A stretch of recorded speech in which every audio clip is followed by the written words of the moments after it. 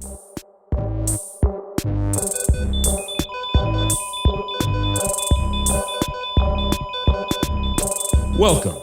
to the Cup of Nurses podcast.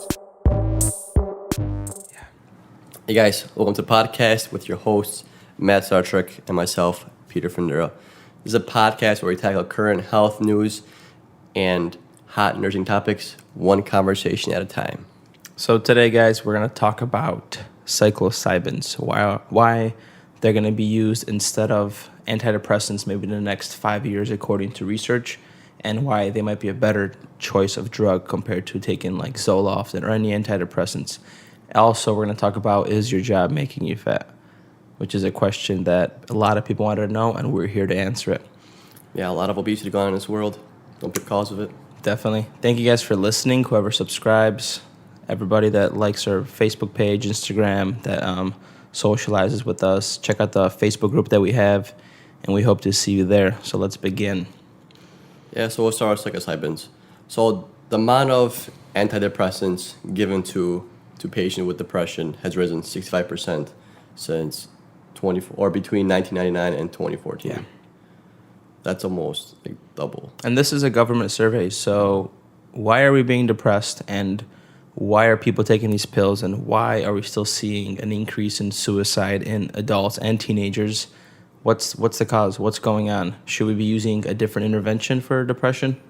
Possibly. I mean, as modern medicine moves on, we start to explore different kinds of medications, different kinds of herbs, plants, and these plants have been used, well, I guess magic mushrooms, psilocybins have been, I guess it's a fungus, and that's been used in the past to treat depression. A lot of psychologists and psychoanalysts have used like LSD as well as psilocybin just to treat patients with depression, anxiety, and just to get them through like their PTSD.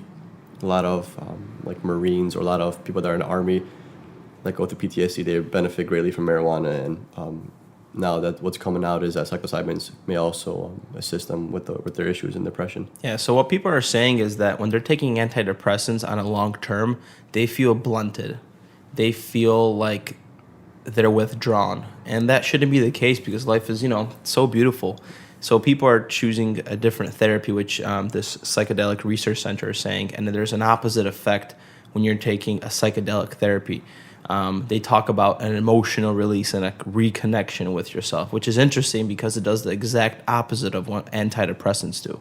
Yeah, a lot of times these antidepressants, we don't really know how they work, but they do work. But then they also come with all these side effects. Like if you're on antidepressant, you're also at risk of suicide, which is kind of weird. Like you're depressed, you want to take that suicide effect away from you, but increase suicide at the same time. So people are looking at different alternatives. Like if we can't create something synthetically, maybe more natural route is key in this situation. Maybe that'll produce less side effects and might be more beneficial than our man-made medications. Do you think it'd be a better alternative? I mean, it might be. I know they're doing some research. Like there's one research study that I looked at, took 19 depressed patients and they microdosed them with psilocybin. I think it was 10 milligrams and 25 milligrams. I'm not sure over what period of time, but after they microdosed them over a certain period of time, they had less depressive symptoms 1 week out. Now all 19 of those patients had less depression symptoms in science. And then in 5 weeks out, about 48% of those individuals also had less depression symptoms. So that does show some benefit if it could affect 50%. It is a small study because it's only 19 participants, but there are people, you gotta make sure that these small studies work before you take it into a bigger study. Because obviously if it would fail with 19 people, it would be less drastic than it failing with 100 people.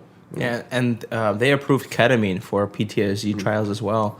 And ketamine is a synthetic drug, and it's being approved for PTSD and major depressive disorders. So I'm just wondering what this natural herb could be, could put to the plate. Because in 2014, according to the CDC, the Center of Disease Control and Prevention, 1 in 8 Americans are taking an antidepressant.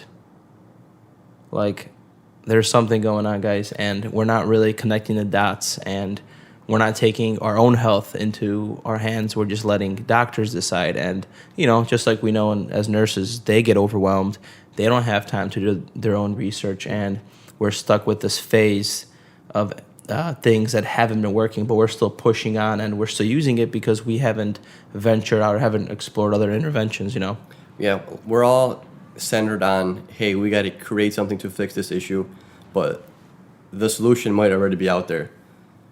Like, there's so much unexplored land and so much untested herbs and certain medications that cultures have been using for years and years that we're kind of borderline iffy on using. But maybe those prove some benefit. Like, these things have been used for hundreds, sometimes even thousands of years, and they've helped these tribes deal with depression. Yeah, even like marijuana, now it's being approved for chronic pain and all these other things. And geez, you see opioid withdrawals. It's freaking terrible, man. You have mothers that took them, can't get them because the prescription is out, and they end up doing heroin on the streets. Yeah. And there's no withdrawals to marijuana, so they're choosing this therapy for chronic pain, which is interesting. Yeah, I know they're also trying to push psilocybin for patients with cancer. Another study that I looked at took 29 patients that were receiving, or they received psilocybin, a small dose. I'm not sure what the exact milligrams or grams they received, but they had basically untreatable cancer. So they had severe depression and anxiety, just knowing the fact that there's no cure for them and they're gonna die at some point or another. And they live with that thought every day. And 80% of those patients, so 80% of 29 patients, were having less anxiety and less depression symptoms while on psilocybin, microdosing. And that's pretty crazy. Like, they're gonna die. There's nothing we can do for them. So maybe this is. And not give them the best trip before their life. I mean, yeah. I mean, might as well. You know, Might as well. I don't want to be a dick, but like they have nothing really more to live for because their time is coming to an end. So if we could find a way to have them ease into it, then just let them have at it. And just like they say, you reconnect and you have this emotional release. Maybe they're gonna find peace with themselves. If they're struggling, if they have regret, integrity is poor. Like, maybe they're gonna be able to reconnect with their own selves because it kind of kills off the ego in a way, right? And then you're just into your subconscious. So it could be interesting. And the last thing here about these antidepressants. In 2016, the Journal of Patient Preference and Adherence published a paper about like a long-term study of antidepressants. And these are some of the major side effects that were listed. 72% of these people listed sexual problems. 65% said they have inability to reach an orgasm. 65% said weight gain. 65% said feeling emotionally numb, and 54% said not feeling like themselves. Would you want to live like that? I would definitely not. I would not. Yeah. You get rid of one symptom of depression, but then you also get these other side effects that are gonna make you feel shitty too. Like, it's if you get those side effects and you're on a medication, you're treating your depression, but then you're probably feeling low and feeling down once again because of side effects. Yeah. So it's not really a solution. It's not. We have to explore different options. But I'm not against antidepressants. There's people that need them. For example, people that have like traumatic brain injuries and they have like dopamine, serotonin dysfunction, and they're using a long-term antidepressant to help rebuild like the synapses, whatever, for the serotonin release. So that I do approve of. But anything else, if you're taking it for depression, we have to figure out the root cause of your depression, just like the root cause of your anxiety. You can't take a pill and think it'll fix it, just like everybody, that we see sometimes in healthcare. Yeah, 100% agree. These medications work for some. So let's say these antidepressants work for 60% of depressed patients. What do we do with the other 40? Do we just say, hey, we're not going to try anything else. This isn't working for you. These drugs are illegal. We're not going to give them to you. So you kind of just either you're going to have to deal with your depression or you're going to have to deal with the side effects. Or even if it's like 10%, like we can't just let people just high and dry, It sucks. Like, they're depressed. Someone's going on with their brain chemistry. We can't get them out of that gloom, or those neurotransmitters aren't doing the job they're supposed to. We got to do something about it. We have to find out. Beautiful time to be alive to see where all these tests are going. You know what we got to do something about? Obesity in the workplace. Obesity in the workplace. Why is your job making you fat, guys? Mm-hmm. And I'm guilty. I don't know if I'm not guilty, but we as nurses, we definitely see overweight nurses. Yeah, all the time. All the time. And you would think we would know better. Especially if you're taking care of all these sick people and you see how like diabetics are getting their foot amputated, they're having foot ulcers, they have all these heart issues. You would think that we would consume less processed foods like carbs, sugar. We're doing the exact opposite. We love these finger foods. We have busy lives, and it gives us a nice little rush of energy, of dopamine release, so we feel satisfied, and that's how we cope with stress. And it's not the solution, guys. It's like it's like a contradiction. Like if you're an overweight nurse and you're telling your patient to, you got to eat better, you got to eat less sodium, you got to stop eating McDonald's, and it's like, yeah, I mean, I'm the patient, but you're doing the same thing I'm doing. Yeah. It's kind of like you're not going by what you're saying. And it's once you look what nurses say about the weight gain, this is some of the responses. We spend so much time taking care of others that we don't leave enough energy for ourselves. That's a good point. I'm working 12-hour shifts, eating late at weird times, and you are starved when you get out of work. And then you kind of want to reach for something before bed, especially working night shift, And then working 12-hour shift doesn't allow me to get proper kind of exercise. I'm too tired to get up early, usually before my shift to work, and I'm too tired after my shift to fit in a session. After your shit, huh? Mm-hmm. Yeah, but those sound like a lot of excuses. Yeah, and if you kind of dig down where these excuses are stemming from, if you want to just kind of backtrack for nurses. So let's start with nursing school, right? We have this mentality of eat, nursing school, sleep, repeat. And we get onto this process of trying, you have pressure from your instructors, you have pressure from finishing up your papers, you have maybe side classes that you're taking in order to finish your degree. You're trying to maintain a good GPA when you get out of your program. And how do we cope in nursing school? We kind of talked about last episode, we had a beer in the shower every night. What about the food that we ate? Right. And if just the whole time crunch, and you gotta study, you gotta, go to clinical, you gotta do your care plans, you gotta go to class. That's waste, or not a lot, it doesn't waste a lot of time. It consumes a lot of time. And we're doing that literally for 4 years. Yeah, and it's self-neglect. Yeah, and like the freshman 15, you gain 15 pounds as a freshman, and that hits a lot of us. But for nurses or nursing students, I feel like that 15 pounds stays on for the 4 years. We call it a bachelor 15. Yeah, dude, that's a heavy 15, hefty defty. Hefty defty. And a lot of nursing students think okay, I'm going to prioritize my health when I get out of nursing school. It's going to be okay. I'm going to get a job. I'm not going to have to worry about these papers. We're all good. Right, I'm going to go to work. I'm going to go to the gym. I'm going to make some money. So, and you think those 4 years of nursing school, those grueling years, you're going to be done. But you know what? Reality. Job piles up. There's new challenges, new tasks, new stress. You're dealing with lives now. What's going to happen with that freshman or bachelor 15? It's going to turn into a elderly 40 pounds, Mm-hmm. Especially because you've been doing this for 4 years and you're so used to doing this. You're so used to not really taking care of yourself. You're so used to just going out, ordering food, and then going home to study. You're very stagnant as a nursing student, especially if you don't have the time to work out or you have a job. Then you're very stagnant and you're in so zoned in on school and just to get stuff done, you neglect your body, like you said. And let's talk about what you're eating in class, right? You're nibbling little things like nuts, you got little snacks, granola bars, you got all these carby foods that have really poor nutritional value, and over time it accumulates. Reality. Yeah, and you have those class parties every once in a while, or the teacher's gonna bring in some food, and what is that food usually? It's donuts or something sweet, bagels, very carb rich, and then you just eat that and you consume it. And you're eating it in school and you're eating it outside school and it tastes good and it feels good, and then you go into this dark trap of just eating processed and just high sugar and high carb foods. Yeah, and what nurses say, or let's just see what nurses have to deal with. Maybe those that are in school that are getting into the field, this is reality. One of them is time.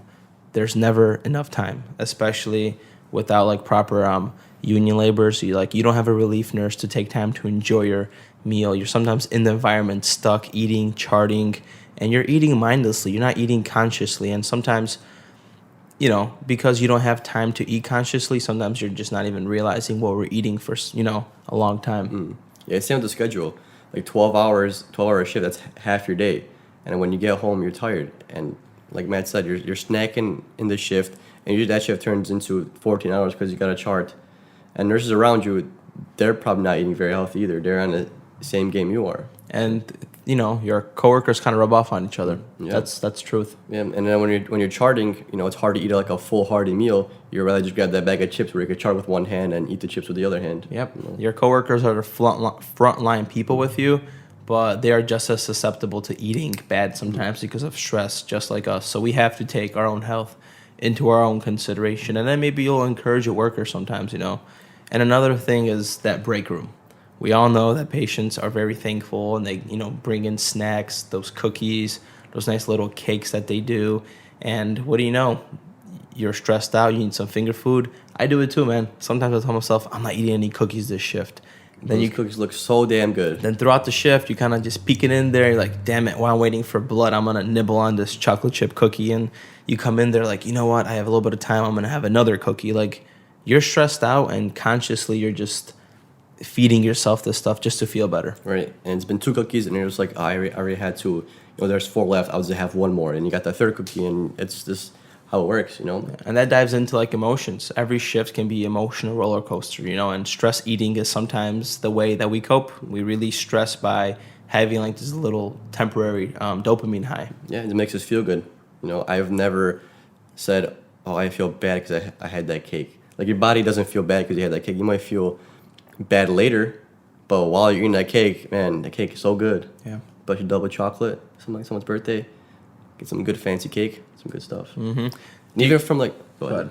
Okay. Even from like a business perspective, like nobody wants to really hire like an overweight person because they're almost like a liability.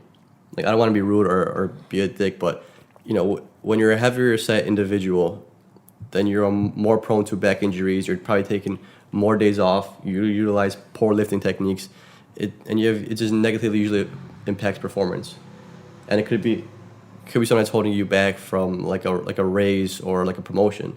That would be an interesting survey to like survey these recruiters and these directors and see if that is a choice that they make. Would they, just because somebody's overweight, do they have a different outlook on a nurse, and will they still hire them? It'd be interesting because we all have our own biases. As much as we want to say no, we're not biased. You know, I don't see people in color, like all that stuff. Like, we all have our natural biases that we might not realize right away. But then when you look back at your track record, you're just like, oh man, maybe I've been doing things a little unfair. You know, so it's something to like touch base upon or to look into more deeply, maybe. Yeah. So let's talk about time then. I feel like anything med-surg related in nursing homes, you're always understaffed. You're always having this full-time job that consumes you, and it's more stressful than it really should be. Because you know that you could always find ways to make your job less stressful, but it's never provided by the facility. Yeah, true. And when you're really stressed at work, you're mostly going to stay there longer. Like, the 12-hour shift, it's probably going to turn to a 14-hour shift because you got a chart, and then you probably have a lot to do it. If you have a lot to do it, you're going to be stressed like all shift. And then that stress takes like a mental toll on you too. So when you get home, first of all, you lack time, and then you're tired in the first place. So you don't really want to do anything else. You kind of just want to sit down and just relax and just hang out for a little bit. Yeah. And especially if you have like kids, you're busy running around. So, you know, it's really hard to stay active. And I understand that, but you got to at least like manage your weight properly. Like, if you don't have time to exercise, you got to make like a good meal for yourself. Yeah. You got to eat a little healthier. Meal prepping is awesome, and it kind of helps you stay on track of things because you're prepping it for the next, let's just say, 3 days, and you're aware of what's going in that food and what you're eating. Same thing with like intermittent fasting. I love it for the fact that I limit myself to when I eat, and if it's past midnight, I'm not going to touch food. Once or twice a year, maybe there's How those about that times. cookie that you had that one time? Yeah. You don't got to tell people about this. Yeah, I saw you, man. I saw you take it. I saw you come back for more, man. It was good. It was red velvet, guys. Who could refuse that one?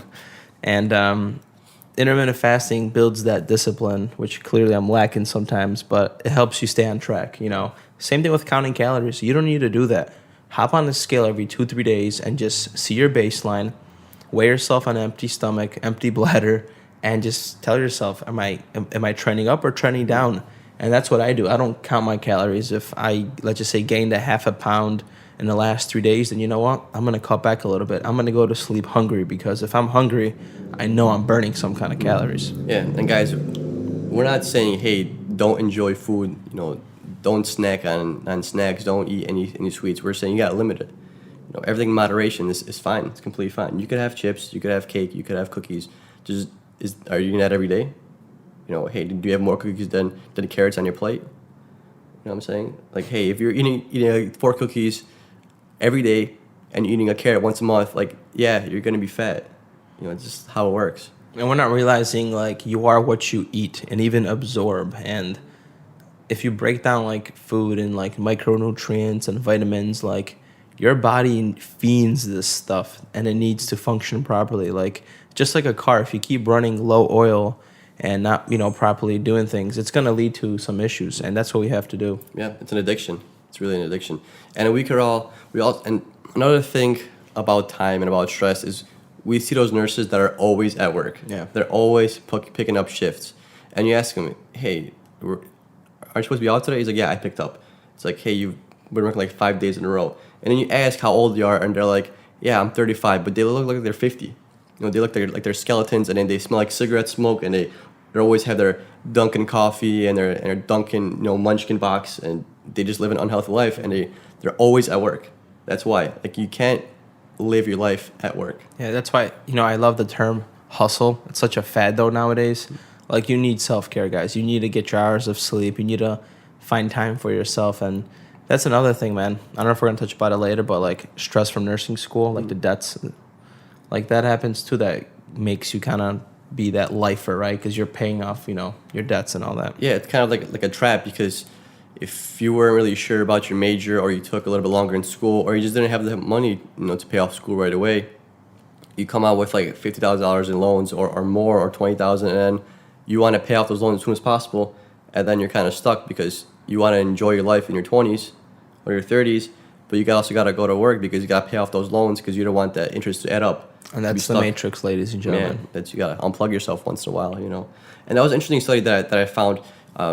It was a study done on female nurses, and the major causes of obesity and being overweight for nurses is exercising less than twice a week, rotating a shift more than 4 times a month, working more than 44 hours a week, high stress load and a stressful work environment, and also low social interaction, low social support. Those are like the main factors that the study found that causes obesity in nurses.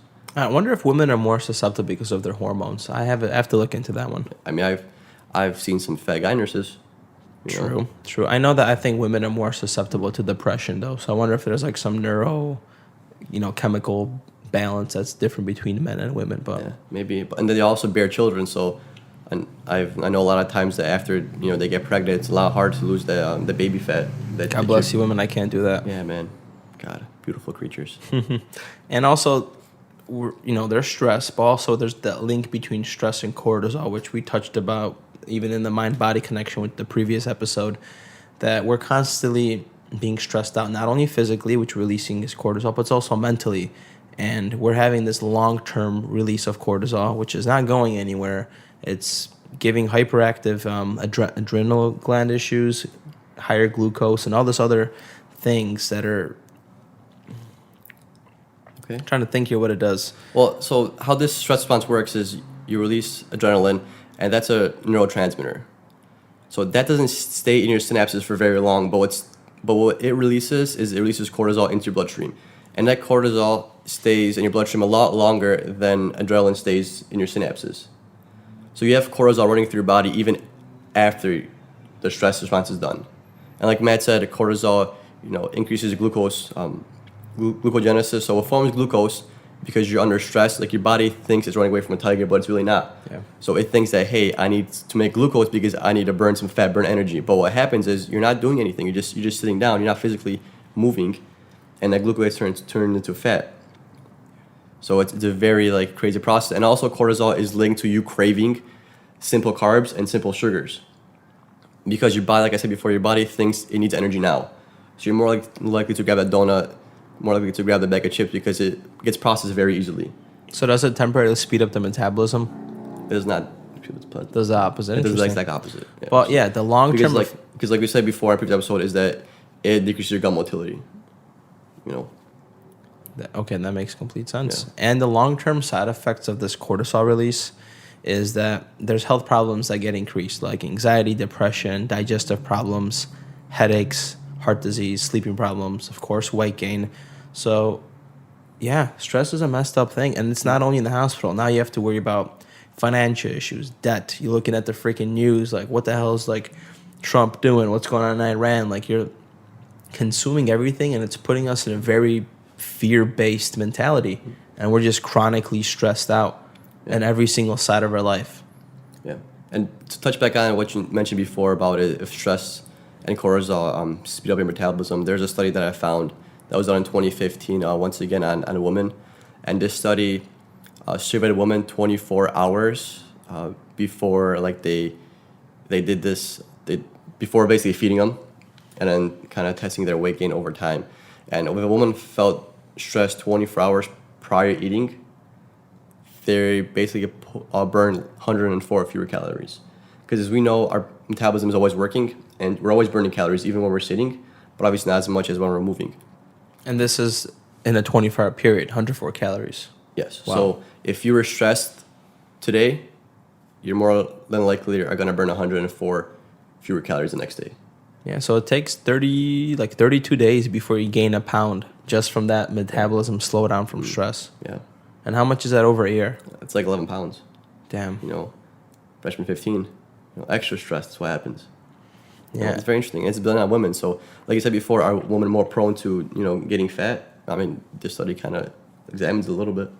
Yeah. And there's also lifestyle things and stressors that are affecting us. I touched about like the war and the stuff that we've seen in the news, War for your mind. Yeah, but we can't, there is a war for your mind. But we can't like play victim here about our lifestyle. Like, you have to take control of yourself and properly cope, right? Because we're realizing that we're coping unconsciously with sugar cravings that are, making us malnourished and are consuming high malnourished calories, which is leading to weight gain. Mm-hmm. So we got to start consuming healthier foods. I mean, in all reality, like, it's some simple stuff that we talk about, but yet it's neglected, and sometimes maybe people need a reminder, right? Yeah, definitely a reminder. We're not saying, hey, you guys need gladiator bodies, or you need to be like a Baywatch's bikini model, how they run through the water. You don't got to look like that. You just got to be at a good BMI.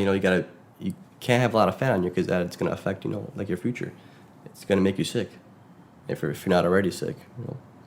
And the question is, how do we stay healthy as nurses or anybody that's chronically stressed out with their lifestyle and job? That's the question that we're going to answer right now. So what's the question? I was on that a little bit. How do we stay healthy as a nurse? Because we can't rely on willpower and motivation. That's like a terrible strategy. Like, motivation is very powerful, but it's a wave. And as the waves come, they disappear. And before you know it, that wave crashes on the shore. You're lacking motivation. You don't want to go to the gym again. And it's like the cycle. You watch another YouTube video, you get really, really hyped up, right? The motivation comes, and it's a wave. And it's like this domino effect, and it constantly keeps happening. And we just got to gain self-awareness and realize that motivation and willpower is not going to get you far. Like, you need the mindset for it, be aware psychologically, right? Mm-hmm. And develop habits. Yeah. And that's like the 3 keys. If you put them together, you might have a better approach to prevent your job from making you fat in your environment. Right. So you got to understand what's stressing you out and the whole stress cascade. Like, you understand that, hey, when you're under stress, your body's going to release adrenaline and cortisol. And you're going to be craving like these salty and sweet foods. This is going to happen when you're stressed. So you got to be aware of this. And you got to be able to change that. You know that this is going to happen. This is how it works. This is how it works for everybody. It's not any different from Matt or for me. This is like the stress response. And you have it figured out. You know exactly what's going to happen. Yeah, I mean, it's with evolution. We kept this response because back in the day, we used to run away from, saber-toothed tigers. And now, as evolution proceeds, we're living in homes and we have different type of stressors, but we're less active, but our body's taking the same toll as if it's freaking running away from something. And chronically, over time, this is happening. Yeah. Obesity is an American crisis, as we know. It's a pandemic. And nurses are being affected too, and we're being the victims to the same thing that we're telling our patients not to do. Yeah, it's crazy to think about that. Back in the day, malnutrition was you being skinny, and that caused you to die because you're literally dying of hunger. Now people are dying of obesity because they're too fat, because they're eating too much bad food. Yeah, even like I noticed in Oakland, like back in the day, there was probably not like a fat homeless person. They usually were pretty damn hungry and they needed food. But how do you have people that lack money are still obese? Yeah. It's an epidemic. It's crazy because we process these foods and we put fillers in them, and this is how it's cheap, And healthcare debt and spendings are correlated directly with that. And we're looking at different interventions and things like that. But there's just, if we each individually started taking care of ourselves and did a different approach by the masses, we would definitely change things. Yeah. And even your relationship with food, you got to be aware of that as well. If work stresses you out and you come home and sit on a couch and watch TV and just consume chips, that's not good. Like, you've been doing this for a while. You've been doing this. That's already your plan.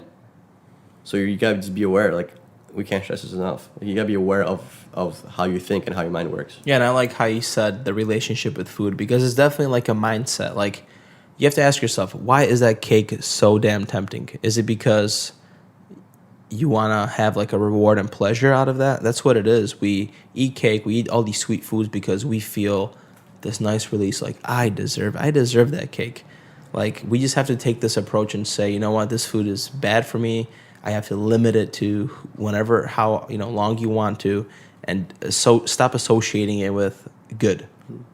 Like, just like there's like that approach to like quit smoking. When you're quitting smoking, every single time you think of cigarettes, you take a rubber band and you pinch yourself, and what happens is you start neuroplasticity, right? You start rewiring those neurons and receptors, and you start telling yourself that smoking is bad. It's bad for you. It's painful, instead of associating smoking as like this reward for you. Yeah, that's why intermittent fasting is so beneficial, because you kind of almost lose that emotional aspect with food. Because if you're fasting for 16 hours, you only have 8 hours to eat. So you're not really eating as much for pleasure. You're eating more because you need the nutrients. And you know that those vegetables, or that chicken's going to hold you over a lot longer than a bag of chips. And that's proven too. If you eat like a bowl of oatmeal, like, that you're going to be able to last. Like, even do an experiment. Eat something more carby in the morning. The next day, eat a couple eggs with like a bowl of oatmeal, whatever you want to do, and see yourself when you go hungry. And you'll notice that you'll last longer. Yeah, that's very true. Like, me and Matt eat every morning or after our fast, because we usually fast till about 4 p.m. Then we smash like 2 eggs, a bowl of oatmeal and maybe some bacon or some mushrooms, onions, and some kind of a meat. Poultry. Some spinach, yeah. Mm-hmm. Just, mix it up and make it nutritional. That's the beauty behind it. Yeah. And the third thing that we have to realize that is influencing us, that's making things bad for you, is like psychology. Like, we have to kind of reverse engineer our thought process, and we have to become self-aware and realize what emotions are triggering before you take that bite. And you have to learn to ask yourself, like, should I be eating this? And we have to be more mindful, right, when it comes to that, because we're not conscious in our decision making. We're just like on an autopilot, and we've been doing this for so long and developed this routine that we continually doing it. Yeah, and like the whole psychological aspect, like, I'm sure we could all relate. This has happened many times to me, and I'm sure everybody else, where you're at work and you're like, yeah, I'm gonna go to the gym tomorrow. I'm gonna work out, and then tomorrow comes and you're just like, I don't know, I'll just work out the next day. Yeah, I don't feel like working out today. Like, why does that happen? Why are you so motivated at one point, but then when it comes to it, you don't want to do it anymore? That's because you've been playing the same excuse over and over again. Hey, I'll go tomorrow. I'm too busy. Like, you're just cheating yourself. Yeah, and if you want to start realizing these habits, and maybe it's harder for you to become self-aware, start journaling these little things. Like, when was the last time you ate something sweet? Or when I want something sweet, look inside your dialogue and realize what emotional trigger is causing this. Because sometimes we're eating because of like unresolved stress, and it's not really because we're hungry. We just have to kind of curb that appetite of like that emotional eating that we're doing. Yeah, and track it. If you say you want to go to the gym tomorrow, just put it in your calendar. Put 7 p.m. gym, and that you'll get a notification. And then if you don't go to the gym, don't delete that. Leave it on your calendar, because you're gonna look back in 2 weeks or 3 weeks and be like, damn, I was supposed to work out June 24th. It's now July 5th or July 6th, and I still haven't worked out. Yeah. It's like, damn, I've been putting this off for 3 weeks now.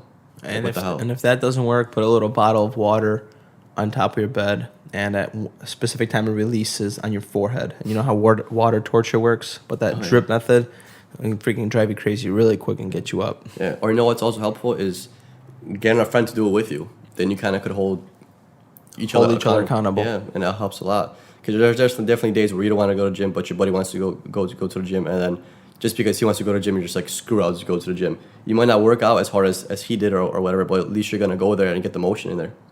You know, like today, man, I was pumping an iron, and I had a headache, so took it a little easy. You know, I still put up more weight than him. Yeah. I'm joking. Whatever brushes up your ego. Yeah, relax and get punched after the show. I know. So we have the mindset, and then we have the psychological aspect, and now we have to kind of mold everything together like a triangle, right? So now we have the habit. Triangle, huh? Just kind of, using my imagination here. So we have to build easier and healthier relationships with food, and we have to realize triggers. And if you develop a habit, you're going to be preventing those triggers from happening. And habits are literally the building block of our future. Like the daily action that you take now and consistently will affect what happens in the next few years, right? Just like a nursing school, like you've been neglecting this, you developed a habit of eating bad, and over time that accumulated to that bachelor 15. The elderly 40. The elderly 40, and it just keeps happening. And listen to your body, like develop a habit where you're maybe not so stimulated when you're eating if you can. I understand work is different, but just eat mindfully sometimes. Like become very conscious, put your phone away, like feel you eating and consuming the food. And sometimes you'll realize that you're going to get full faster because you're listening to yourself and not eating because of that emotional response that's been unresolved, that's, misguiding you to your decisions. Yeah, going to the gym and eating snacks and sugary foods and drinks, they both release the beautiful chemical called dopamine that's on our shirts because we're always so happy. They both release dopamine and endorphins, and they both make you happy. One is a healthy habit, one is a bad habit. Yeah. But they both essentially decrease your stress, and it also provides an outlet for your stress. The difference is one's healthier than the other, and the other one's a little bit harder to do compared to the easier one, but you get a greater reward instead of a big stomach. Instead of a big stomach, which is making you lazy, fat. And abdominal fat's the worst. Abdominal fat's the worst, especially with these abs that we have. Working on it. So I think we're kind of summarized the episode very well here. We talked about antidepressants, why they might not be the best thing long term. You should be seeking different ways of coping and different ways to help with your depression. Maybe take some psilocybins. I don't have any experience with them, but maybe, they can make a difference in your life when you microdose. And as time goes by, we'll find out if that's the better treatment. Right. Just because you don't think it's a good idea or a good choice for people to do and might not benefit you, but if it benefits somebody else, why hold that away from them? Yeah.